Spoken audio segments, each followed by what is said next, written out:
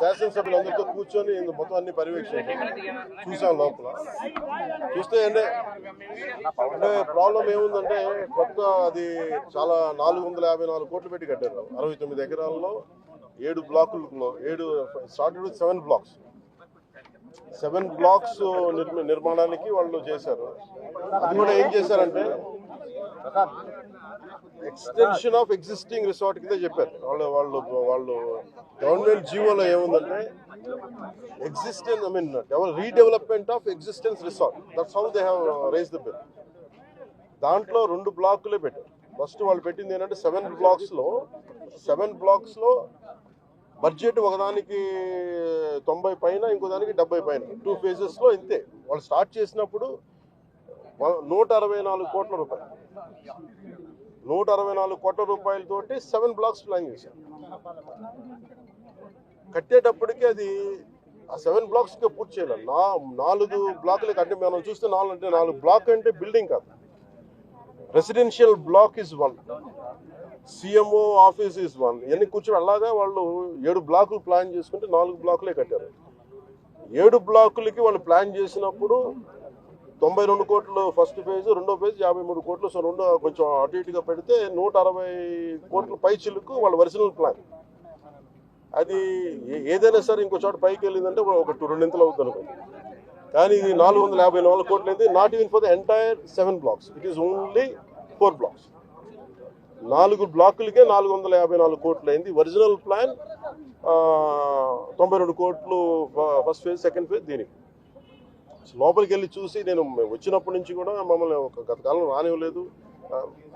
ఇప్పుడు ఏమైపోయింది, ఒక డ్యామేజ్ జరిగిపోయింది.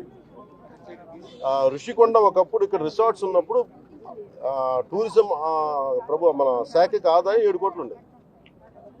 సో 7 కోట్ల ఆదాయం కోల్పోగా ఇప్పుడు అదనపు భారం 453 కోట్లు పడి ఇప్పుడు కరెంటు బిల్లు ఆదాయం మన సంవత్సరానికి కట్టాల్సిన ఇంకా ఉపయోగించకుండానే జస్ట్ అది లైట్ లేసి అప్పుడప్పుడు ఏసీ ఆన్ చేయడానికి ఉట్టినే జస్ట్ ఆన్ చేసి ఆఫ్ చేయడానికి పనిచేస్తున్నది సక్రమంగా అనుకోవడానికి అది సంవత్సరానికి ఒక 1 కోటి రూపాయల పైన 15 లక్షలు అవుతుంది. దాన్ని బట్టి అర్థం చేశారు.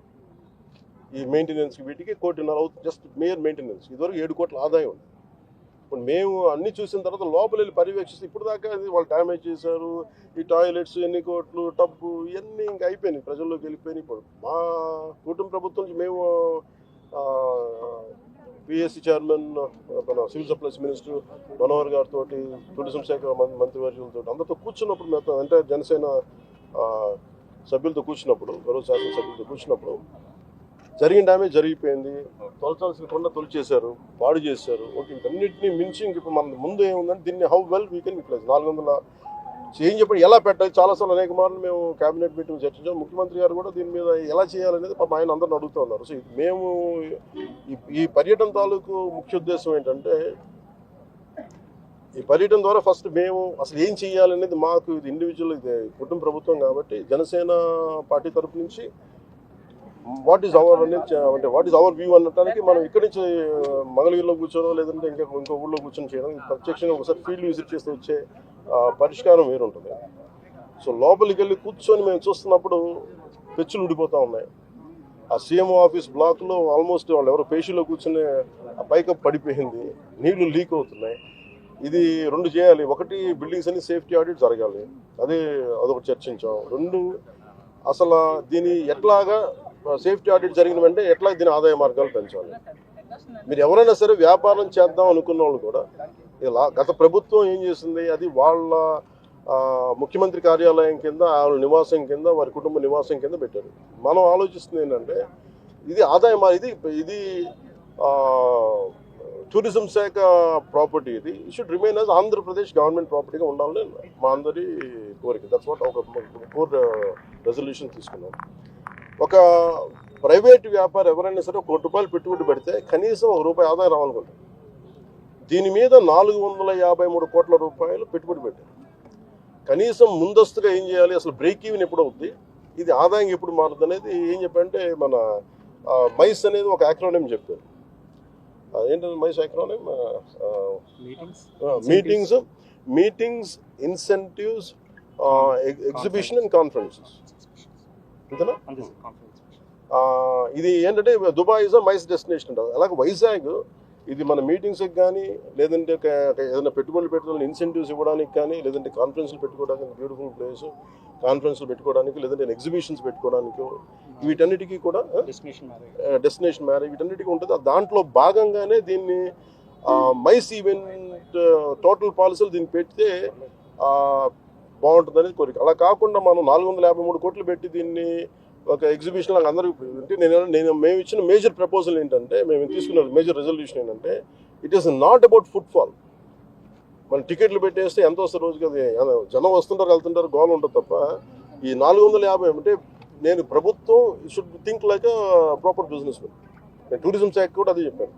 మీరు 453 కోట్లు ప్రజాధనం పెడితే 453 కోట్లు ఎప్పుడు బ్రేక్ ఇన్ అవుతే అది ఎప్పుడు ఆదాయం వస్తుంది. ప్రభుత్వం నుంచి తీయడం కాకుండా అందుకని దీన్ని డెస్టినేషన్ వెడ్డింగ్స్ లేదంటే అన్ని కలిపి ఈవెంట్ చేయాలి. దీని మీద కూర్చోబెట్టి ఇమీడియట్గా దీన్ని ఈ వింటర్ లోపు దీన్ని ఒక నిర్ణయం తీసుకున్నాను. ఎందుకంటే నాకు ఈ టెండర్స్ ఎలా చేస్తారో నాకు తెలియదు, అవగాహన లేదు కాబట్టి దాని మీద అందరం కూర్చొని చర్చించమని చెప్పాను. ఇది మేము గౌరవ ముఖ్యమంత్రి గారికి దీన్ని మా రెజల్యూషన్ తెలియజేస్తాం వారికి. ఎందుకంటే వాళ్ళు కూడా మన ముఖ్యమంత్రి గారు కూడా ఏమంటారంటే చాలాసార్లు మీరు ఏదైనా ఒక ప్రపోజల్ తోటి ఒక సలహాతో రండి మేము తీసుకెళ్తామని అనేక పర్యాలు క్యాబినెట్ మీటింగ్ చెప్పారు. సో దాంట్లో భాగంగా మేము ఇక్కడికి వచ్చి కూర్చొని ఇది కుటుంబ ప్రభుత్వం జనసేన ప్రపోజల్గా దీన్ని ఎలా చూస్తున్నాం అనేది వారికి తెలియజేస్తాం. అలాగే మనోహర్ గారు మన సూచన ఏంటంటే దుర్గేష్ గారికి కూడా వెంటనే మాట్లాడుతుండగా వెంటనే దీన్ని మెయింటెనెన్స్ చేయించండి. ఎందుకంటే దుమ్ము పట్టేస్తున్నాయి, ఆల్మోస్ట్ ఒక 1/4 ఇంచు దుమ్ము ఉంది. సో వెంటనే క్లీన్ చేయించినాయి. ఎవరు పడితే వాళ్ళు వెళ్ళిపోతా ఉన్నారు. అందుకని దీన్ని ప్రొటెక్ట్ చేయడం, దీన్ని కేర్ తీసుకోవడం అనేది థ్యాంక్ యూ.